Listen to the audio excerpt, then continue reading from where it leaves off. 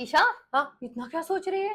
अरे मैं ना यार ये सोच रही थी, ये पति पत्नी का रिश्ता और बाकी सारे रिश्ते कितने अलग होते हैं। लाइक वैसे तो बहुत अलग। ओए, तू क्यों शादी के बारे में सोच रही है और पूछ रही है? शादी करने के बारे में सोच रही है? मैं एक्चुअली एक शादी नहीं, मैं 16,108 शादियों के बारे में व्हाट? सोच। ओ, तू कृष्णा के बारे में बात कर रही है। हाँ, ये तो पूरी दुनिया जानती है कि कृष्णा की 16,108 पत्नियां थी। ले बट कॉमनली सब लोग मीरा और राधा के बारे में बात करते हैं। एग्जैक्टली। तो आज हम अपने दर्शकों को रुक्मिणी और सत्यभामा वाली कथा बता दे। Done. Done. Welcome back to our channel the Panditayan. अब रुक्मिणी और सत्यभामा की स्टोरी आप तक पहुंचाने से पहले आपको थोड़ी सी फ्लैश स्टोरी देते हैं अबाउट द अदर 16,100 पत्नियां। तो ये बात उस समय की है जब कृष्णा का एक घनघोर युद्ध हुआ था नरकासुर नाम के एक डीमन के साथ। और वो नरकासुर ने 16,100 वुमेन को अपने कैप्टिविटी में रखा था, मतलब किडनैप करके रखा था अपने पैलेस में। तो ये नरकासुर का वध होने के बाद कृष्णा ने इन विमेन को छुड़ा तो लिया, लेकिन उनको सोसाइटी में एक्सेप्ट कौन करेगा? इनसे शादी कौन करेगा? एक्सेप्ट कौन करेगा? सब तो यही कहेंगे ना कि असुर के कैप्टिविटी में से आए हुए विमेन है। तो उनको अच्छा स्टेटस मिले, उनको भी सोसाइटी में स्टैंडिंग मिले, इसके लिए रिस्पेक्ट मिले, इसके लिए कृष्णा ने इन सारे 16,100 विमेन से धर्म विवाह रचाया था और उनको पत्नी का दर्जा दिया था। सो आइडियली रीति के हिसाब से कृष्णा की सिर्फ 8 बीवियां थी, जिन्हें हम अष्टभार्या कह के जानते हैं। अब उनमें से उसकी पट्ट रानी मतलब पहली रानी थी रुक्मिणी और दूसरी थी सत्यभामा। अभी ये सत्यभामा और देवी रुक्मिणी का स्वभाव थोड़ा सा अलग था। जैसे देवी रुक्मिणी एकदम ऐसे मच्योर शांत टाइप की, बहुत कंपैशनेट, उन्हें माता लक्ष्मी का अवतार भी कहा जाता है। तो वो एकदम वो सारी क्वालिटीज उनमें थी, जहाँ पे वो बहुत मैच्योर भी थी, कंपैशनेट भी थी। और सत्यभामा थोड़ी सी अपन हम क्या कह सकते हैं, चंचल। चंचल वृत्ति की थी। और थोड़ी सी शीघ्रकोपी भी थी, जो तुरंत ऐसे थोड़ा सा अफेक्ट हो जाती थी छोटी छोटी चीजों में। तो उनके स्वभाव गुण में बहुत ज्यादा डिफरेंस था। अब सत्यभामा के जो पिताजी थे, he was a very wealthy raja. So वो जिस फैमिली से आई थी, that was a very different concept for her. उसी के साथ साथ ब्यूटी डिपार्टमेंट में उसे 10 में से 11 पॉइंट्स मिल जाए, इतनी सुंदर थी वो। मतलब जैसे कहते हैं ना, जगत में सबसे सुंदर स्त्रियां, उसमें हमेशा उसे एक दर्जा दिया जाता था। And she was pretty well aware of her beauty. लेकिन यहाँ पे एक छोटा सा वापस कंपटीशन टाइप हो गया। सत्यभामा को हमेशा ऐसे लगता था कि कृष्णा है ना, वो रुक्मिणी की बात ज्यादा मानते हैं, वो रुक्मिणी से शायद ज्यादा लगाव रखते हैं। और ये चीजों का डर उसके मन को हमेशा घिरा रहता था कि कृष्णा शायद मुझसे ज्यादा रुक्मिणी से प्यार करते। वैसे देखा जाए तो श्री कृष्णा अपने अष्टभार्याओं में से किसी के साथ भी ऐसे पार्शियलिटी नहीं करते थे, सबसे वो इक्वली प्रेम करते थे, इक्वल वैल्यू करते थे, इक्वल रिस्पेक्ट करते थे। पर सत्यभामा के मन में ये डर हमेशा से बैठा रहता था। अब एक दिन for the millionth time Satyabhama ने ये टॉपिक कृष्णा के साथ निकाला, और निकाला तो निकाला, उसने ये डिसीजन कर लिया था कि आज इस टॉपिक को कंक्लूजन तक पहुंचाने के विदाउट वो उस टॉपिक को छोड़ने ही नहीं वाली थी। तो फिर कृष्णा ने बोला कि ठीक है, ये सब बातें तो होती रहेगी, चलो एक काम करते हैं। सबसे पहले मैंने आज एक तुला दान का संकल्प लिया है, तो तुम क्या करो, अपने जेवरातों से मोहरों से मेरी तुला करवाओ ताकि मैं उसको दान कर सकूं। अब तुला का कॉन्सेप्ट आपको पता है? एक बड़ा सा तराजू लिया जाता है, तराजू के एक साइड पे उस इंसान को बिठाया जाता है जिसकी तुला होनी है, और दूसरे साइड पे धान या फिर पैसे या फिर जेवर, जो भी संकल्प किया गया हो, वो चीज रख कर उसका, अब इंसान है, ये खाली है, इंसान नीचे है, जब तक वो इक्वल लेवल पे नहीं आता तब तक ये साइड पे वो वजन ऐड करते जाते हैं। एंड जैसे ही वो इक्वल पे आता है, यहाँ का पूरा वजन दान में दिया जाता है।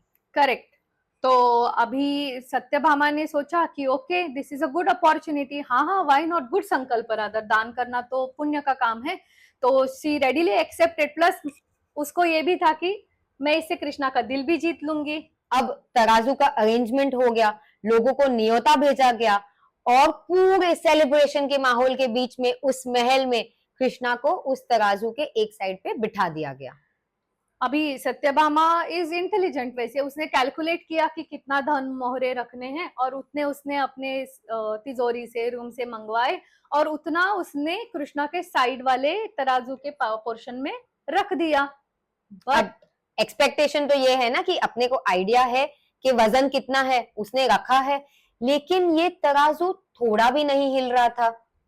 तो शी वॉज वेरी सरप्राइज कि ये तराजू मूव क्यों नहीं हो रहा है। तो उसने अपने रूम से और मंगवाए और ये सिलसिला काफी टाइम तक चल रहा है। वो रूम से मंगवाती, कृष्णा के साइड वाले तराजू में रखवाती ताकि वो नीचे जाए, बट और ये हिल नहीं रहा।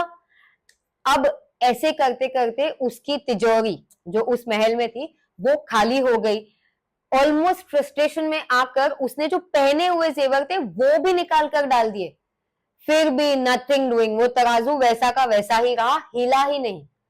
तो ऐसे में जो नागरिक आए हुए हैं द्वारका के, उन्हें तो चिंता होने लगी कि कृष्णा जो उनके राजा है, उनका ये दान का संकल्प है, ये सब चल रहा है, लेकिन उनके आंखों के सामने एक अजीब घटना घट रही है कि इतना सारा धन, इतना सारा जेवरात, इतने सारे मोहरे रख रहे और कुछ भी नहीं मूव हो रहा है, नॉट एट ऑल।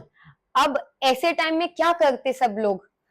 उन्होंने सोचा जाकर पट्टरानी मतलब जो रुक्मिणी देवी है उनसे जाके मदद मांगते हैं कि हमारे राजा के सम्मान और उसकी संकल्प पूर्ति में प्लीज मदद कर दो। तो देवी रुक्मिणी उठी और अपने प्रसन्न चित्त भाव से वो तराजू के पास आई। वहां पे पास में ही एक तुलसी का वृंदावन था, वहां से उन्होंने एक तुलसी का पत्ता लिया और तराजू के पास में आके कृष्णा के सामने हाथ जोड़े और मन ही मन कृष्णा से प्रार्थना की और वो एक जो तुलसी का पत्ता था वो हल्के से वो तराजू पे रख दिया। अब जैसे ही ये तुलसी का छोटा सा पत्ता उस तराजू पे गिरा, वैसे ही ये वजन चले गया नीचे और कृष्णा चले गए हवा में। और वो घटना देख के आजू बाजू के सारे नागरिक आश्चर्यचकित और अचंभित हो गए कि ये क्या हो गया। और जो कृष्णा जो है हमारे, उनके चेहरे पर उनकी वो सिग्नेचर नो इट ऑल वाली स्माइल थी और उन्होंने सत्यभामा की तरफ देखा और it was a silent message कि तुम्हारे सुबह के सवाल का जवाब मिल गया क्या। वो क्या है ना, सत्यभामा का प्रेम अपेक्षाओं से घिरा हुआ था। इनफैक्ट सम वेज में देखे तो वो कृष्णा के बारे में काफी पॉजेसिव भी थी। On the other hand Rukmini का प्रेम कंप्लीटली निरपेक्ष था, मतलब विदाउट एनी एक्सपेक्टेशंस, एंड प्यार में वो कृष्णा के लिए कंप्लीटली सरेंडर्ड थी।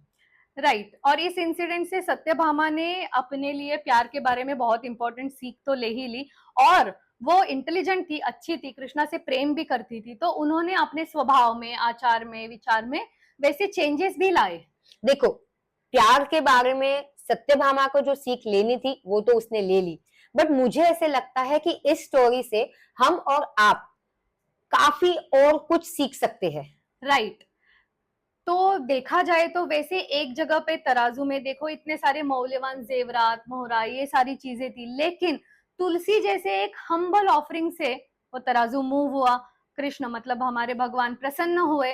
तो मुझे यहाँ पे ऐसा कहना है कि भगवान जो होते हैं ना, वो हमारे एक्शन से ज्यादा किसी भी संकल्प में उसके पीछे का शुद्ध भक्ति भाव, हमारे इंटेंशंस और हमारे मन के प्योर भक्ति पे सबसे ज्यादा फोकस करते हैं। As the famous adage goes, people look at presentation. However, God does not look at that. God looks at intentions and emotions. देखो हमारे इंडियन स्क्रिप्चर्स में कितनी सुंदर कथाएं हैं, उससे जुड़ी फिलॉसफी है, लाइफ के लिए सीख है।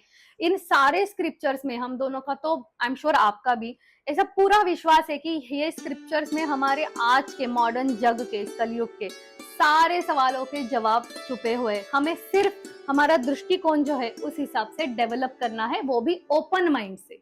और ऐसे ही स्टोरीज आप तक लाने की हमारी कोशिश हम जारी रखेंगे। सो हमसे जुड़े रहने के लिए सब्सक्राइब कीजिए हमारा चैनल द पंडितायन और बेल आइकन दबाना भूलना मत। शुभमस्तु।